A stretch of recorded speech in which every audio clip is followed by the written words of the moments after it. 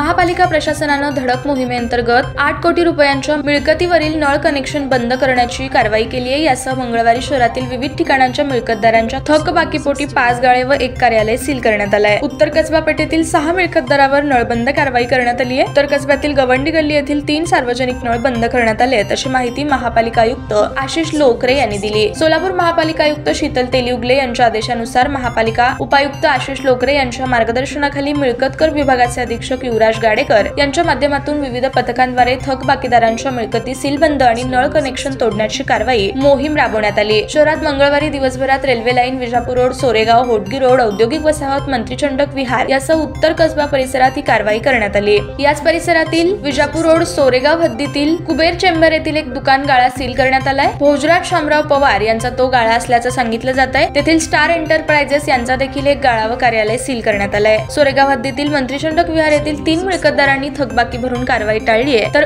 उत्तर कसबा येथील 6 मिळकतीवर नळ कनेक्शन तोडण्यात आलंय। त्याचबरोबर उत्तर कसबा गवंडी गल्लीत देखील 3 सार्वजनिक नळ बंद करण्यात आले।